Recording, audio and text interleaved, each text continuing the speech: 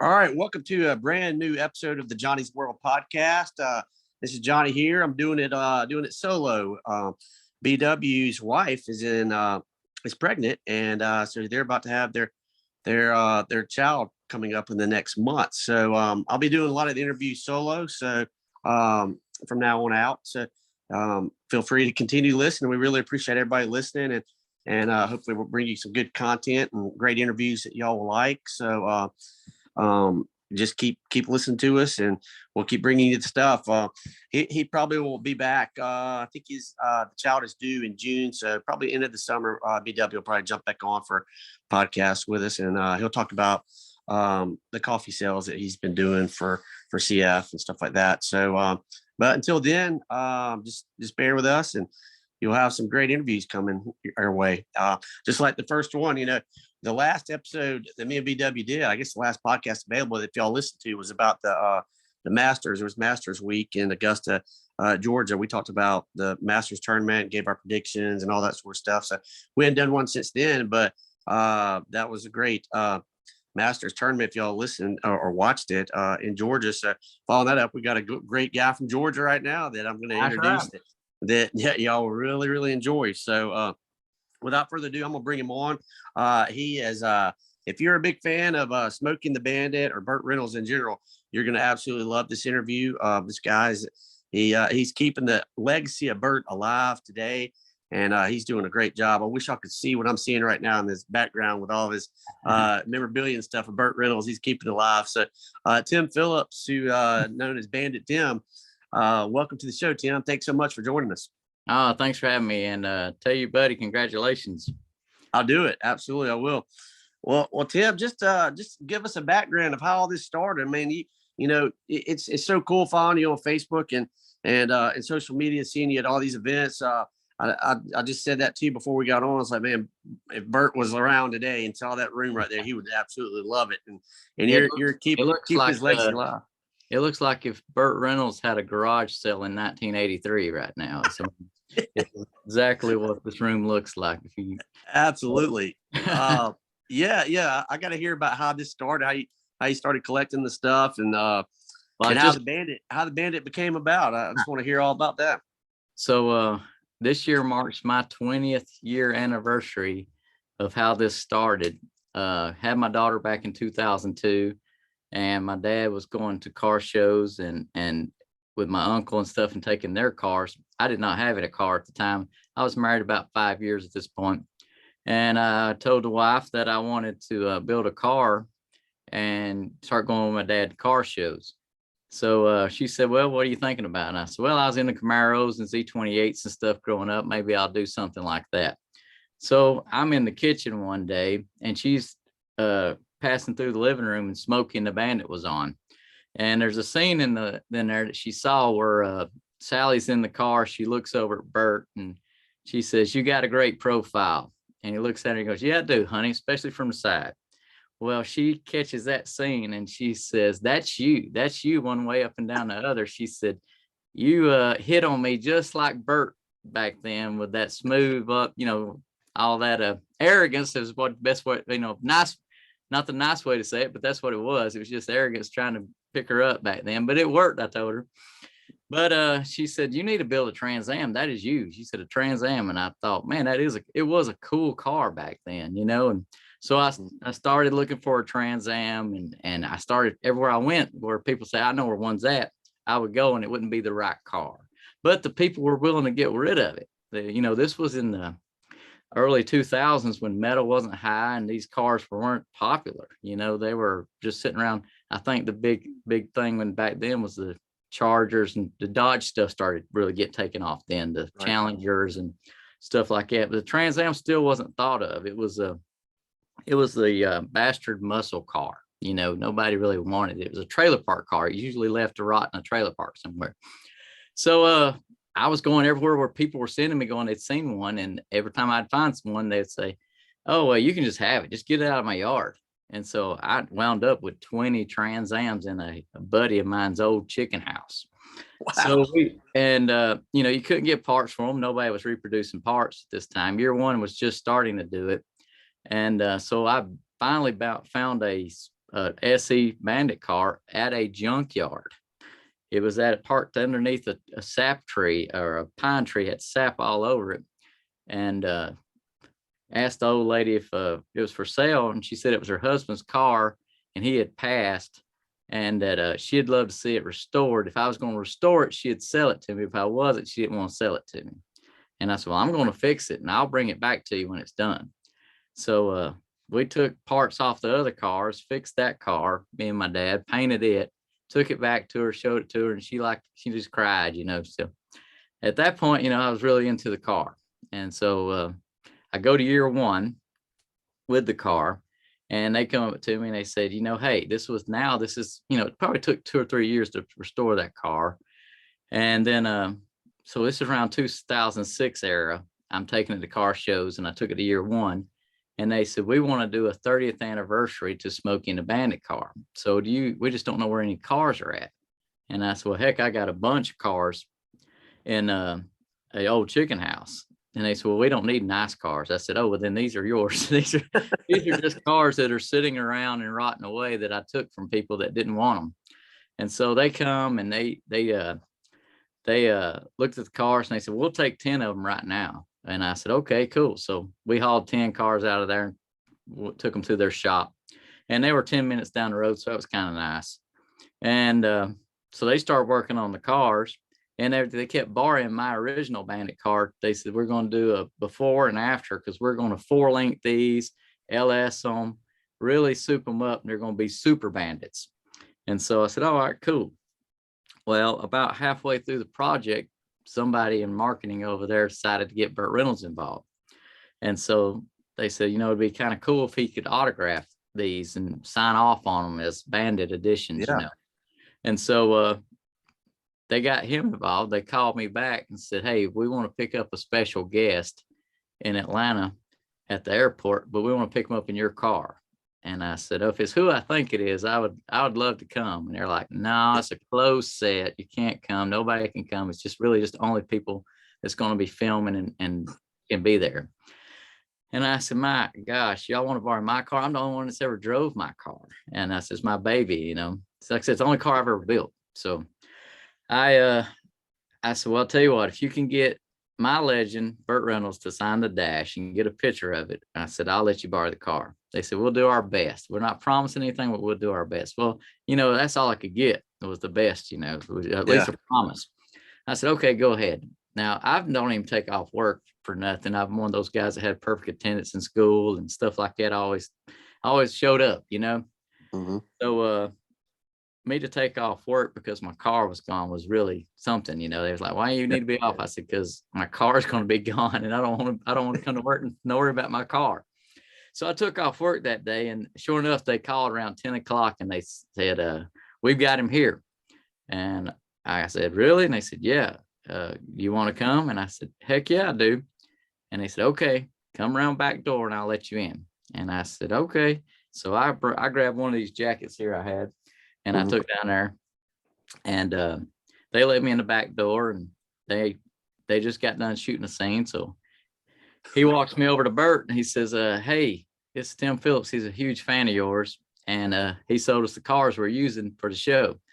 And he goes, hey, Tim, how you doing? And I said, good. And he had on a black shirt with the red roses. And I said, man, that shirt looks just like the one from part 2. And he said, yeah. He said, I've had this shirt forever. And I said, well, all right. And so everybody starts doing moving and lighting. They were correct when they said it was a closed set, because everybody had a job, I noticed. And so everybody just scattered. And guess what? I'm just standing there with Burt Reynolds.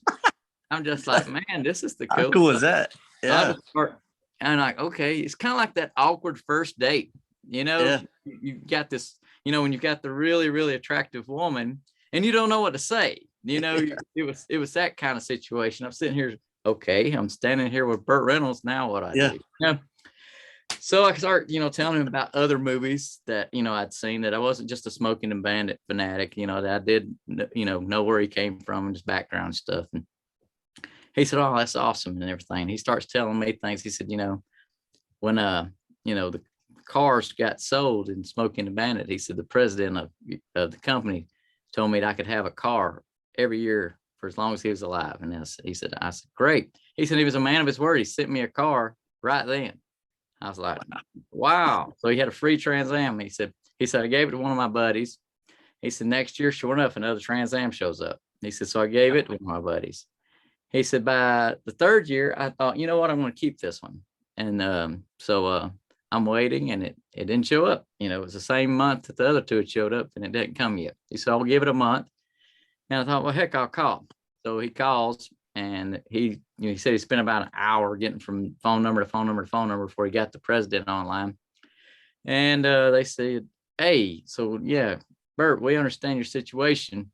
And he offered you a car every year, right? As long as he was alive. And he said, yeah, it just didn't show up. I thought, I have 4 houses at this time. I thought you might have sent it to a different house or something like that. Yeah. They said, no, you're no longer getting a Trans Am. He passed away last a couple months ago. So you're not getting a Trans Am anymore. And so he was like, dang, he said, I had to go buy one.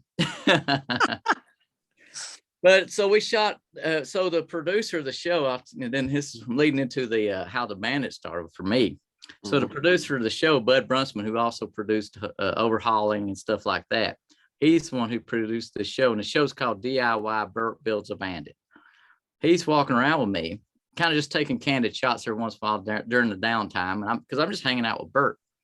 And he says, he comes to me every once in a while joking, he goes, I swear you could pass for Burt's son, Tim. And I said, okay. And I just kind of blow him off. And then he says it again. And I'm like, laughing, like, yeah, cool. And I wasn't trying. I had a goatee, all this kind of stuff. And I was just a husband and father then. Wasn't trying to be Burt Reynolds' lookalike or something. And so when I'm with Burt, the last scenes I walked him to where it was outside and he had to sit on my car, which about shocked the crap out of me because they're like, hey, we're going to take a picture with you. And he just plops his butt on the fender of my car, and I'm like, holy cow, if you weren't Burt Reynolds right now, just flop on somebody's car. But I got to do that. But anyway, we walk over, then we take a couple shots, and he looks at it and he says, Burt, I've been telling Tim all day he could be your son. He looks just like you. And he looks at me and he goes, where was you born, Tim? And I said, Florida. He laughed. You could be my son, because he was from Florida, So we hit it off pretty decent. And so we wrapped it up that day. And it went along so well that Bud came to me at the end of the day and he said, would you like to be part of the show? And I said, what do you mean? He said, well, I like what you did today, and I think you'd be great for the show. You just do what you did for year 1. You sold us the cars. So we'll just bring you on as the guy who sold the cars to year 1. And then we'll walk through the stages of reproduction of the car with Burt, So I jumped on that like a freaking fly on. Yeah.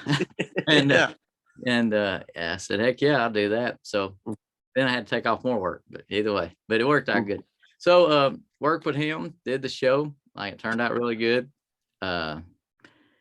We came back later on. The economy took a dump, it just happened to be 2007, 2008 that everything kind of took a dump. And so nothing was really happening after that. So about 2010, he started working with some friends of mine that was in the car business. I'd met at car shows and different things like that. They had actually met Burt at a car show in Lakewood and talked him into, his name's Gene Kennedy, now runs Bandit Movie Cars. I actually talked Burt into doing car shows and talked to Burt's handlers and stuff then. He said, I swear, Burt, you're missing a market of people that just love you, and that's in the car business. If you would just come to some of these, World of Wheels and these car shows, you could really see all your fans and people that really miss you. And so he's getting up in age a little bit. They said, well, yeah, we'll try it out. And I think they said at one time that Gene said they took him to the first car show, and he made, I think at the last book signing or whatever he made like $10,000. Wow. So that was the book signing. Yeah. At this car show was the very first car show. He made $30,000 that day. Oh wow. You can imagine how everybody was like, okay, Gene, never mind. You actually have a great idea here. Yeah. The same amount of time triple the money, just because it's car show people. And so, book people's only going to buy the book and that's it. The car show people are going to pay for extra for a fender or a dash or something like that to get signed, and so it was just all these people were just waiting. And so what happened was he was so popular, like we know Bert to be so popular, that people were showing up 4 hours ahead of time to meet him. And guess what they're doing? They're just standing there twiddling their thumbs for 4 hours. So Gene remembered me looking like Bert back in the show days and stuff like that. And they said, hey, it'd be kind of cool if you came dressed up and hung out with the fans and mingled and, Yeah. And I said, well, I'll do it if y'all want me to. I said, I'll do it to hang out with Bert, Yeah. And so basically I started going to the shows with them. And one thing led to the next. It got bigger and they got bigger. And the next thing you know, they were like, okay, now it'd be kind of really cool if you could drive the Trans Am Bert's got and do laps and scenes and stuff in front of people and show off. So now I got to, dress up like Bert and show off. So, of course, I'm going to jump right on that too. If you already have that Bert personality, then this is all like just easy. It's like putting a round peg into a round hole. It just slides in easy, it's just right. So it was a good fit for me. And Bert loved it. He would watch the shows sometimes. And we did a reenactment at the 40th anniversary where I drove his car around the snowman's truck, got out. We act like we kicked the door in to pick up the beer. The snowman truck came by and we went back over and we had thousands of fans lined up in Jonesboro, which was Texarkana in the movie.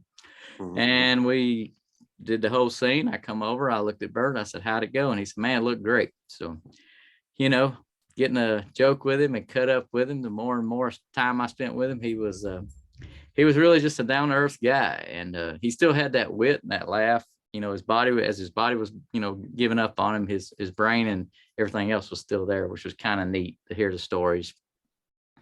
One of the funny stories I've got were I was sitting on the couch with him and this lady come in, a little young lady, and she went to interview him and she's got a list of stuff and you could tell she never even seen the movie. She was too young, So she goes, Bert, can you believe that Smoking the Bandit's as popular today as it was 40 years ago? And he looked at her and he said, yeah, if I'd known that, I'd ask for more money. And so she says, she's looking at her notes. She's not even listening to Bert. He can kind of tell after a couple questions. She's just going through questions and just in the interview, she's not even, really paying attention. So he throws her a curveball and she says, well, how was it riding with Sally? And he looks at her and goes, you mean in the car? Old Bert there. And I looked at him like, Bert, you can't say that. And and he looks up at her and she looks at him and he goes, I'm going to tell you something. Sally Field was the most talented actress I ever worked in front of. And I said, oh, thank God. And then he looks and goes, and behind. And I'm like, man, you're killing me, Dal. So funny old Bert. He was witty like that and funny. So did he have the laugh in person that he does? He did every once in a while. I actually got him to do it a couple times. I joke with him and cut up with him, and say stuff like I say, I tell Bert, I said, you ought to tell somebody next time that, in life, do you ever think that you're ever going to meet somebody so amazing one day and then they look at you and you go, well, here I am, and he would just do that laugh, and he was something else. He still had the laugh, and that, it just when it came from him, of course, it's authentic. But that was really his laugh. It wasn't produced or manufactured. That was just his laugh. So iconic, and it'll live on way past his memories of his physical features and stuff. Right. They'll remember that laugh. But anyway, that's how the producer, started it with, hey, you look like Bert. And then actually he actually had me put on a red shirt and a cowboy hat and do a Hot Rod magazine right here. You can see it, but they can't. Yeah. Hot Rod magazine. That's awesome.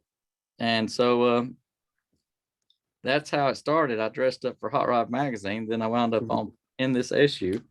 And Wow. then I wound up on the Hot Rod Magazine show with the Bandit run that started in 2007. And that's going on right now as we're speaking right now. The Bandit run's celebrating its anniversary today. Really? With the anniversary of Smoking the Bandit being 45 years. So it's going on. They're in Destin right now. I'll be joining them Friday morning. And we're filming this Wednesday. But I'll be joining them Friday morning.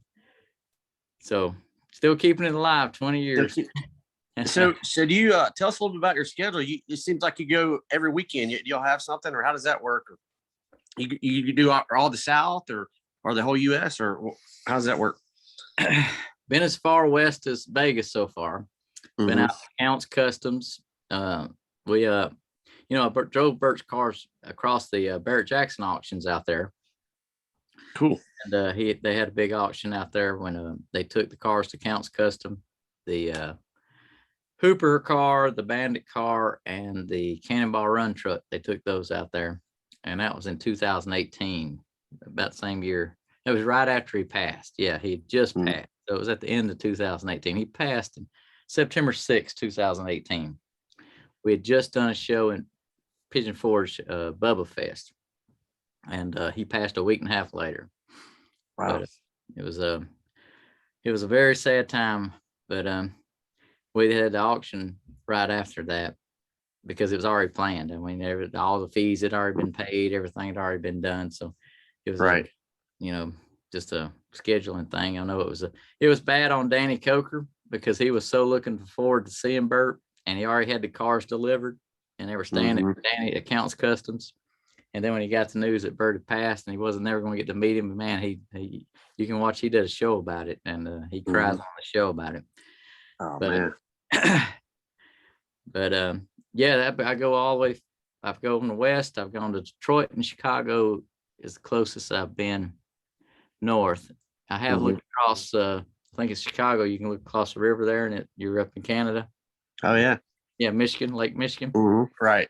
Right. So awesome. I have seen that up there. Our schedule's pretty tight. So I've been every weekend for the last 4 weeks. We've had a show, and we have I think 2 more weekends, and then we get a weekend off, and then we're back on again. But I'll read you our schedule right here. So yeah, for people that are listening, if we want to go check it out. Yeah, well, you can check our schedule out. If you want to look at it online, go to banditandbuford.com. And that's got everything we do in our schedule and how to book us. And we go around, me and Sean Bailey. He came on a couple of years back I guess we've been working together about 3 years as Buford. And you talking about a guy who's spot on. He's got the cigarette. And when he puts that costume on, he's in costume he's in character the whole time. He never wavers from character. So it's just like he's like the snowman. When he puts the hat on, he just bounces into life, and there he goes. Frosty the Snowman. That's what I'm gonna start calling him. Buford the Snowman. Buford Snowman. Right. But when he puts it on, he goes in character. We got a guy named Jason Bobbitt that has just joined the team as junior. So you saw them at the Bose Extravaganza. And then we just picked up this weekend a young lady who's wanting to play Sally. She did a great job Friday. She's going to join us in Lebanon, and her name's Mandy Smith. But she's a cute little Sally, and you can't be Sally without being cute. And right. She has a smile, and she's so approachable. So I think she's going to be a great addition to the shows too. But banditandbuford.com, or we're going to Buford, Georgia next Sunday for Smoking the Bandit weekend. That'll be the 5th, July 5th. And then we're going to Lebanon, Missouri, July 18th for Route 66 Festival. Then we're on to Ziegler, Illinois. August the 9th. And then Marion, Illinois, the 10th. So we're actually doing Heroes and Horsepower the 9th. and then we're doing Harley Davidson the next day. It's right down the road on the 10th. And then we're heading to Graham, Texas for 12th annual Cars and Stars car show. So yeah, pretty busy, which is good. We're blessed to get to do this, and blessed to get, I love doing it for all the fans, but especially the young fans that's never even seen the movie. They come up and they see you and they ask daddy, mom, and I always joke with them, I'm like, that's bad parenting if they've never seen the movie. It's ABCs, the Bible, ABCs, and then Smokey and the Bandit. Teach them those three things. But yeah, that's cool. And I know I'm sure all the kids that have seen Smokey and the Bandit and then they meet you, they're like wow, they probably think in their mind, there's Burt Reynolds right there. Correct. I mean, when they see it, and then they see us. I mean, we're pretty close. I think we're pretty close to the the look, and then the laughing, and then the characters and stuff like that. And we have the cars. The cars are the stars too. So it's all added together. Good enough to where John Snyder was able to call us and get us, he was big into Smokey and the Bandit, and he gave me a call. I remember eating lunch with my daughter when he called and said, hey, you want to come out and film Stand On It with me? It's a tribute to Smokey and the Bandit, and you'll be the Bandit character in it. And I thought, man, that's a done deal. Yeah, I'll come do that. So Burt had passed, and so we was all trying to figure out a way to tribute Burt and Smokey and the Bandit. So that just kind of was a easy yes for me. So we did that one, and I'm driving his General Lee in that one. So you talking about a 55-gallon drum of luck to be able to work with your legend. Grow up as a kid with Smokey and the Bandit and Dukes of Hazzard, and watching those guys on TV, and then actually getting to work with them later on. Driving Burt's car. One night working with Burt became really, really surreal to me. My wife had to tell me because I called her about 10:30 after working. We did a private event at his house, and then we did an all-day event at his theater, and it was really hot down in Florida. And I was beat because you wear the pants and the long sleeve button-up shirt all day with the beaver hat and stuff. Right. So it just sucks all the energy out of you, heat. So I was beat, and I was driving his Bandit Trans Am back to his house to crash, and I was actually got lucky enough to stay at his house a couple times, and so I'm going back. He's in the Cadillac with air conditioning. I'm in the Trans Am with T-tops out. But I called the wife, and I said, hey, sorry I hadn't talked to you all day. I've been just super busy and I'm just wore out. And I said, all I'm going to do is get this Bandit Trans Am of Burt's back to his house and crash. And she said, do you realize what you're saying right now? How many of men's dreams you're living right now? You're riding to Burt's house in his Bandit Trans Am, and you're crashing to stay at Burt's house. And then the whole day all the ache feedback and the feet for the boots and everything just went away. And I was like, yeah, you're really living a lot of guys' dreams right now. So just shut up and suck it up. Absolutely, man. That's how I felt with hanging out with John. Same sort of deal. It's kind of surreal, when you meet guys who are your heroes growing up, and then you meet them. You always wonder, man, are they really going to be cool? And it would be disappointing if they weren't, But the fact that when you hang out and they're just a regular guy, like Burt. It sounds like he was a regular guy like John, just regular people and just good. And you never know when you meet people like that, but when they come off as genuine as they appear on TV, and they're like that in real life, it makes it so much better. It's just so. The number one rule I've always been told is you never want to meet your heroes. Yeah. Because most of them aren't what the writer and the film industry and everybody else has turned them into be. These people that are bigger than life as you think they are.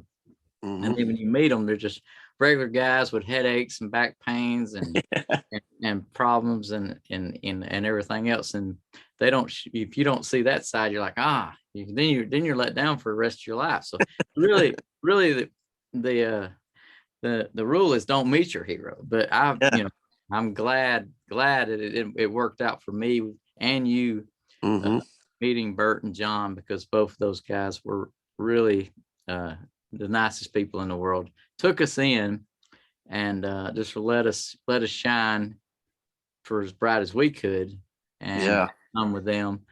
I still owe you one for Poker Run. I'm watching Poker Run, and me and you're in it, and the wife says, that guy just knocked you out. There's a fight scene with me and Yeah. John. Y'all haven't Yeah. seen Poker Run, you got to watch it, because me Yeah. and John get in a fight on it, and there's a bar fight, and John knocks my block off. But Yeah, I remember because you were at the premiere of Poker Run, weren't you? Didn't you go to the premiere? yes. I wasn't able to go, and you were there. I remember messaging you, and I was like, "Let me know how the scene turns out." And you messed back, you go, "Man, you knocked me out." But John, I told the wife, she said, I can't believe they put that in there. I said, no, that's good. That was me and John did good. I said, if Yeah. they put it in the movie, then it looked real, and it did look good. It did look like Yeah. you knocked my block off. So I give me and you both a credit that Yeah. that actually That was, looked good enough for John to use. yeah. And That like that was a fun day. we'll put that, because there was a lot of fighting, but only a Oh, few parts got used. It's right.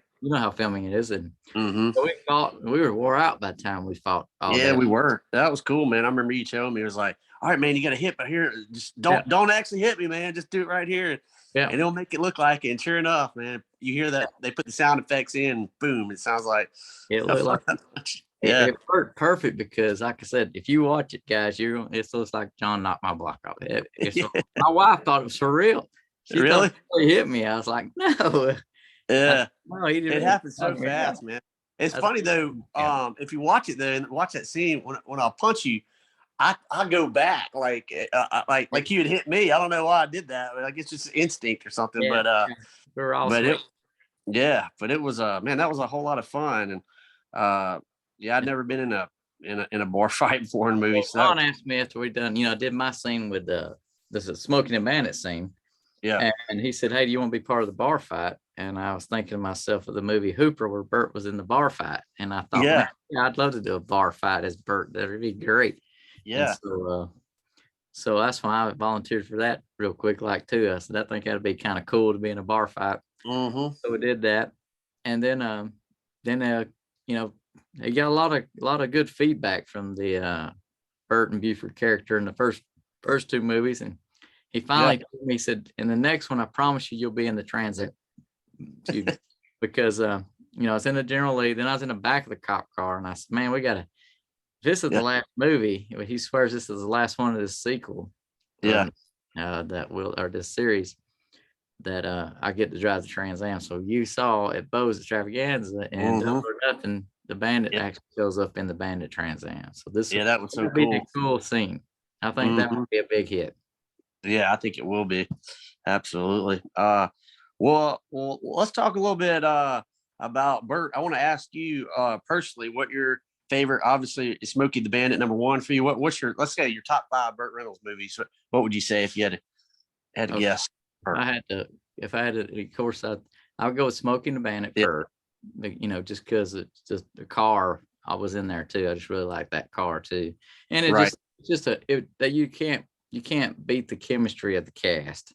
Jerry Reed, Jackie Gleason, and Sally, those three right there were just killing them. And you had the combination of everything. You had cuteness, you had cockiness, and then you just had the cop that was just pure humor and pure. Yeah. He reminded you of every cop the way they were back in the 70s and stuff, yelling and cussing and stuff like that. But so Smokey the Bandit number one, Hooper for me number 2, because it's right after Smoking the Bandit. Him and Sally are still together, and he's a stuntman in that movie, an aging stuntman, and he still has a Trans Am. It's a red one in that movie, and he has the Hooper truck, which is a 78 Sierra Classic 4x4, which I've actually built myself because I love that movie so much. So I have that truck too. So I have the Trans Am, and then I have the Hooper truck. And then I would go with White Lightning. I like that movie because it's another chase car movie. And then of course Gator. Yeah, definitely Gator. And the last one, he liked it the most, but that's probably one I'm going to use fifth because just there wasn't any cars or anything else in it. It was just good acting. That was Deliverance. So Yeah. Oh yeah. and that was filmed up here in Raven County. But that was just a good acting movie. That's the movie that Bert liked the most, you said? Bert loved Deliverance more than any of them. He Really? his best role out of all of them. He knew Smokey was going to be the most commercial movie. Yeah. But critically acclaimed movie, and he felt like his best acting came through Deliverance. Mm-hmm. He broke his tailbone in that movie. Yeah, I think I read that somewhere. That's Yeah. Wow. Funny story about that. He there's another one of his stories he told me. He said he's walking by the director and he's watching the film. They'd already shot it, and it was the film where the canoe goes over the falls. And he said, check this out, Bert. What do you think? And he watched it, and they had a dummy dressed up like Bert. Yeah. And they let it go over the falls. And he said, I can tell it's a dummy in there. Yeah. He goes, you ought to let me do it. Bert did a lot of his own stunts back in the early days. And so the director looked at him and said, really? And he said, yeah, I can do that scene. It's not a big deal. He says, okay. He said, so they put me in a canoe and they tie a rope to a tree. And the guy comes over and he says, there's a typhoon at the bottom. He says, so when you get to the bottom, it's going to try and suck you down. He said, go all the way down and it'll shoot you out like a rocket. He said, you'll shoot right out. He said, okay, no problem. I got it. He says, make sure you swim all the way down and it'll just shoot you right out. So he said, I let go of the rope. He said, I go over the falls. First thing I do is you see him in the video, he holds his nose, comes down butt first. Yeah. Butt right on a rock, breaks his tailbone. Oh my gosh. So now he breaks his tailbone, his coccyx is broke. He lands in the water, his butt's broke, and the typhoon hits him. And he panics for a second. The typhoon, he said, rips his vest off. So it's just ripping him around. And he said, I got a broke butt and my shirt. I'm shirtless now. He's gonna rip my shirt off. He says, but I'm getting sucked down by the typhoon. He said, so I remember I swam down. He said, just nothing he said, it shot me right out. He said, so I'm crawling to the bank. Two guys come grab me on each side, pull me up the bank, towel me off, walking me around. And I'm walking. He said, they're helping me. And I walked by the director and he's got everything already filmed and he's looking at it. And I said, well, how'd it look? He looked at me and he said, Bert, it looked like a dummy going over the falls. And I took it as you should just let the dummy do it. You're the dummy now. You know what I mean? Yeah. Oh man, that's hilarious. Story. Oh my, wow. Yeah, Bert's definitely a character. Yeah, this is real eerie and spooky. I watched his last movie. The last movie star one one he did. I watched that, and then the next day he passed. Like it was so strange how that happened. I watched it and passed the next day. It was kind of eerie, But did you ever see that one? That was pretty. Yeah, I actually went around his premieres for that. Oh, you did? Yeah, I went around with young Bert and helped him promote those shows. I went to three of them. One in Rome, Georgia, one in Nashville, and another in South Carolina.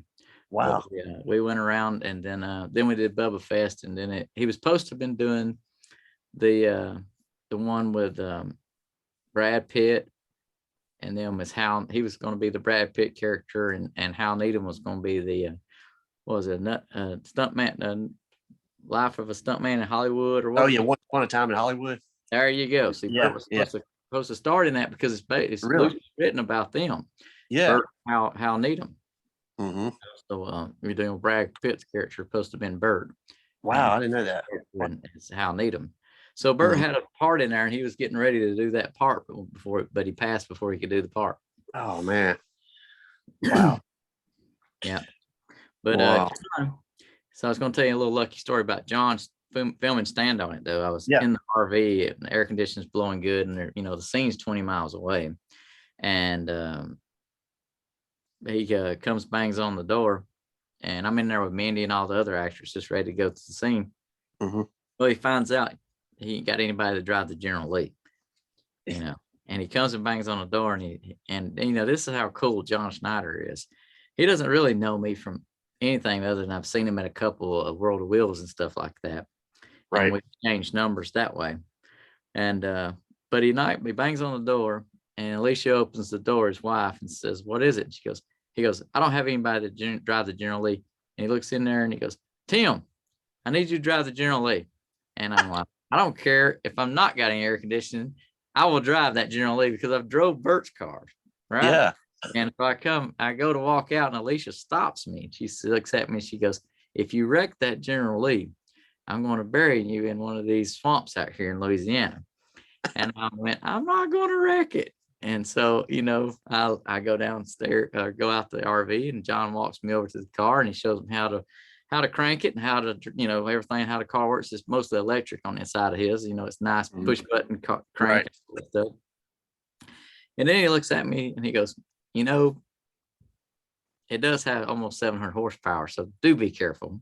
And I was like, okay. And he was referring to Alicia's comment. And Yeah. problem. So you can imagine following them to the scene in John's General Lee. Yeah. Yeah, first day on the set, you know. Wow. And you get to drive it for 20 miles, you know. That was the neatest thing. I actually filmed a lot of it and live, and like, "Hey, I'm driving John Schneider's General Lee," and blowed the horn a couple times, stuff like that. So were you in the Bandit character when you were driving it? yes, I'm people, already ready for the scene because I thought we were going straight to the scene. I didn't know it's 20 miles away. You know, can you imagine the people that you passed by on the road that looked over, they did a double take, like, "That's just Burt Reynolds driving the General Lee." Why is Burt in the General Lee? You know? Wow. Trans Am. Yeah. Wow, that's amazing. I did pull up a couple people at stoplights and stuff, and I said I needed a speedy car. You know, so there you go. Yeah, speedy car. Yeah, I bet. I can't imagine. I bet the reactions when you pulled up the stoplight were like, "Am I seeing this? Is this real?" No, you've seen, you know, if you've been in, and then I rode John drove it back, and rode with him, and he played a lot of his music and stuff like that, and he has a really nice sound system in it. And that was just the neatest thing, to ride to the restaurant and go grab something to eat with John Schneider. Yeah. And so memories I'll never be able to replace that I have with Burt and John. But that you know, I'll take with me forever. Absolutely. Yeah, it's so cool, man. Yeah, people who are listening to this who haven't seen Stand On It or Poker Run, definitely encourage you to check it out. I mean, I've talked about it a few times, but you'll be able to see Tim in there dressed as Bandit, and I think Burt and Hal would be very proud of that movie for what John did with it. And I know that's why he did it as a tribute movie to them, and I think they would really like it. Oh yeah, and Double or Nothing's coming up next, and it's going to be the finish of this series. But man, it looks like it's going to, you know, probably even top both those the way it's going. You know, John does a stunt in it where he jumps the car 150 yards or 150 feet. But when I looked at that jump, I thought John must have a terminal illness or something. He just wanted to just do something crazy, because I'm thinking to myself, why in the world would you jump that far? And so I show up a little late to the scene, and he's about to do that jump, and I'm standing there on the bank with everybody, and we're looking over, and then Sean, his handler or bodyguard up there, he hollers down and says, "Hey, John, look, it's Tim the Bandit." And he goes, "Hey, Tim." And he says, "We'll do your scene next after this." And I looked at Boy Duke, Byron Cherry, and Rick, Raven. And I looked at them and I go, well, I hope so. You know what I mean? Because this is a long jump, and I'm thinking, I don't remember John Schneider being a huge stunt star. You know, right. We've watched him in the other two movies do jumps, but they've never been to this magnitude. Where I mean, you're really gonna launch this car a long way. All these jumps to this magnitude, guys, are all done CGI now. You know, nobody's ever going to get hurt in them. They're all computerized, and they throw the car, and you know, it's usually a dummy in the car, like in Dukes of Hazzard movie, 2005 with Right. You can tell it's a dummy in the car, and they just launched the car, you know. Mm-hmm. So this is actually John Schneider, who's not the young man. He's not Bo Duke, you know. Then he's going to jump this car, you know, 150 feet, and he does a wonderful job. It's probably the best jump I've ever seen. And Yeah. a lot of jumps with tributes to Smoking the Bandit jumps and stuff like that. You were there. That jump was out. He drove the car afterwards. I mean, Yeah. and it's so good. The car was able to run afterwards. Yeah. It was right over. Mm-hmm. Comes right over, does our scene, was able. I said, "You're okay?" And he said, "Yeah, I'm fine." I said, "You just launched a 3,000-pound car 150 feet not 5 minutes ago. You don't feel nothing?" And he said, "I'm fine," you know. And he was, because he's bent down. You've seen him filming our scene, and he's down at the bottom, and he's laying on the ground, and he's like, "Spin the tires, Tim, spin the tires." And I'm like, I guess he is fine, you know. So hats off to him, because he hollered back at me and he said, "I've decided not to do it, Tim. It's black and gold. You can do it." And I said, "I'm with you, John." And he goes, "Really?" And I said, "In spirit." So yeah, he said, "Yeah, in spirit, right?" And I said, "Yeah." But that's hilarious. Yeah. I saw you're talking about Byron. I saw him point over to Byron before. He goes, "Byron, you want to do it now? You want to get in here?" He's like, all right. Same thing. You... He's trying to hand it off to all the show offs. You know what I mean? And, yeah. He was like, "No, that's all you." But that jump was crazy. And then we got a cool jump with the monster truck going over. Right. Yeah. And that was pretty cool. The shot that they got of them over cap. Yeah. With Mindy and Cody in it. Yeah. So, that's gonna be a great scene too. I love it. Cody was like, "Yeah, John's a crazy guy, but crazy in a good way." Right. Yeah. Right. And, you know, but stunts were awesome. Right. But yeah, I enjoyed working with both those guys, and hope to continue working with John on projects, you know, and seeing you around too. Yeah. It was a lot of fun getting to be on set, and that bar fight. I mean, I'll never forget that. That was a fun day, man. My wife will never forget it, but you know, we were worn out afterwards, man. We did a lot, but it was so cool to get to do that. Well, you have anything else you want to add, Tim, before we get off? Or no, just like I said, just come support us if you can. Keep the memory of Smoking the Bandit alive, and Burt Reynolds and all those great characters from the 70s. They can't make them anymore. They don't make them anymore. I mean, we're trying to keep these shows alive, because political correctness will never let them be made again. So anybody that grew up with these shows, you better cherish them, because you won't see anything like that again, not in the world we live in right now. So trying to keep that those memories alive, those shows alive, and those people who believe in, everything that we believe in, all the conservative stuff that, God, in God we trust. Yep. Everything, God, country, and family, Absolutely. Yeah. I think John calls it Southern horsepower comedy right there. And that's right. Exactly what it is. But you can't do it now, and what is it? Pontiac they got rid of Pontiac. So we're trying to, all the Bandit runners are trying to make sure people who love Pontiacs have something to see. And they do that run every year. So if you can go to banditrun.com, they've got so much Pontiac stuff there if you're a huge Pontiac fan. And that's run with Dave Hall, and he at Restore Muscle Car. He does a great job restoring Trans Ams into cars. And then David Hershey actually helps run the event there. They're doing that, like I said, right now. If you want to go to banditrun.com, you can see all the shenanigans. They do a run from Texarkana to Atlanta every 5 years, and then they do different runs throughout to different parts of the state. So you could join into that.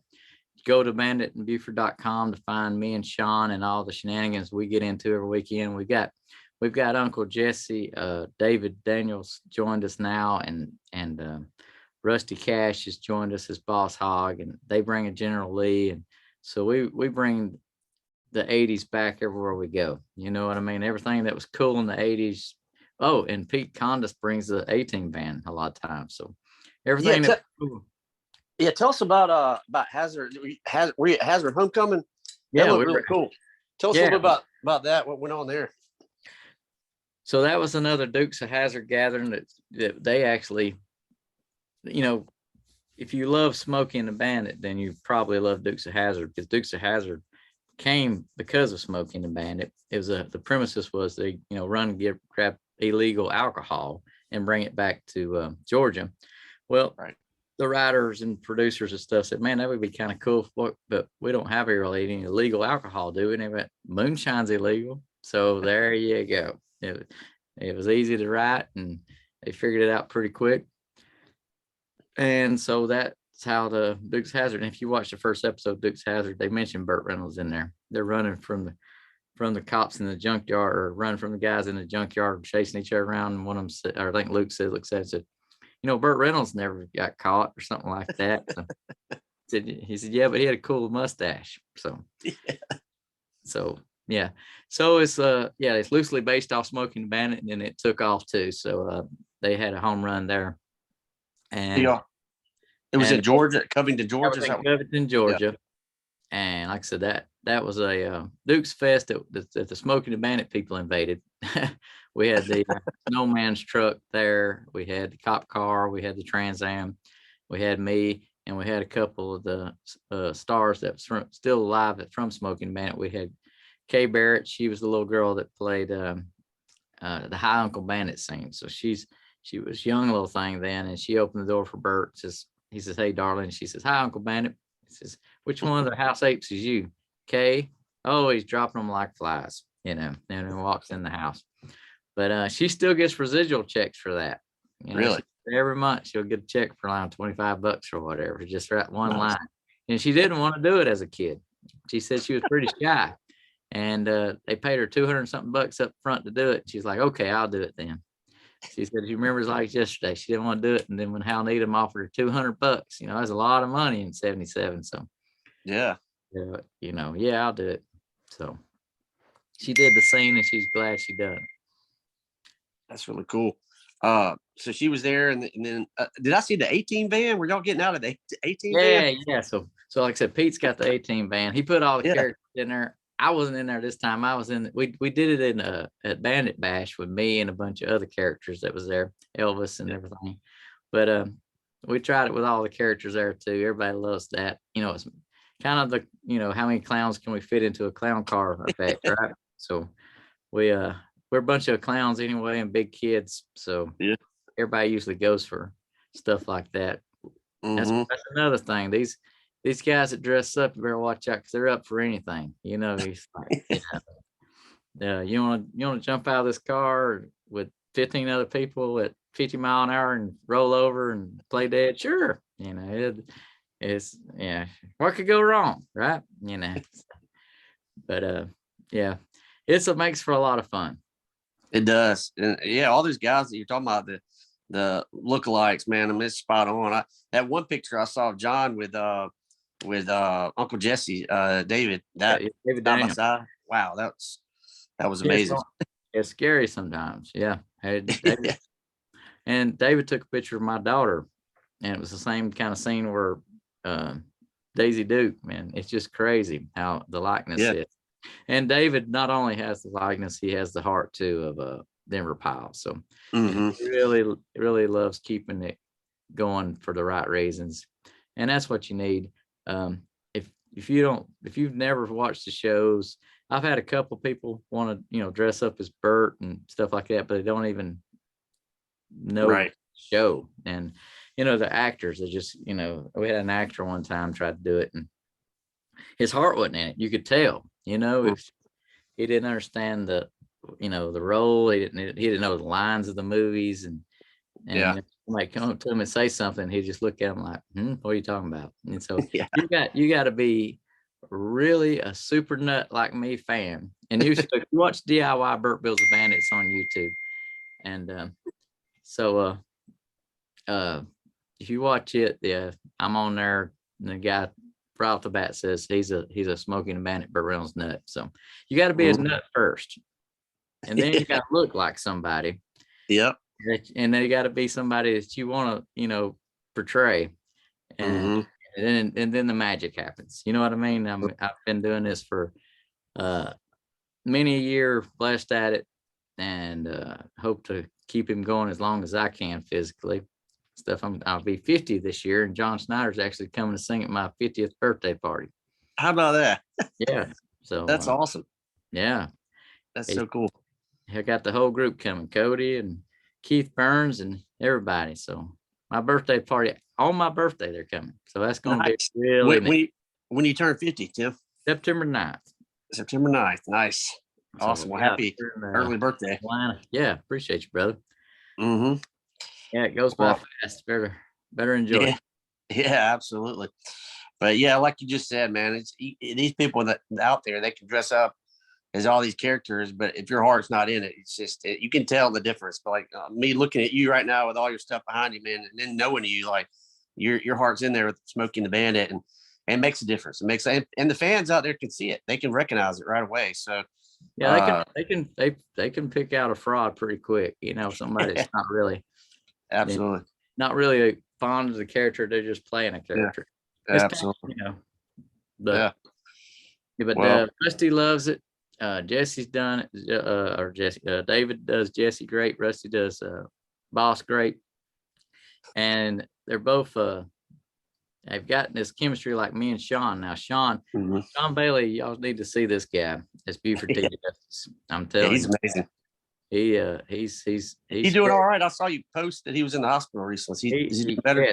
He was his kidney shut down on him. He was on the road to a show with me this weekend up at Firebird Fest, and he started hurting in his back, and so he went to the emergency room, and sure enough, he was dehydrated and his kidneys was shutting down. They did shut down for a little while, so they had to give him a bunch of fluids and watch him all weekend long to get him back stable. They had to get sodium levels and all that back regulated. He got to come home Sunday, so he's on the mend. Awesome. Hopefully he'll be good to go for next weekend. Yeah, I hope so. Because he's amazing. The two of y'all just knock it out of the park. It's just so cool. So, and like I said at the beginning of this interview, man, Burt Reynolds, I know he's proud. I know y'all down. He's looking down, smiling down, smiling, doing that.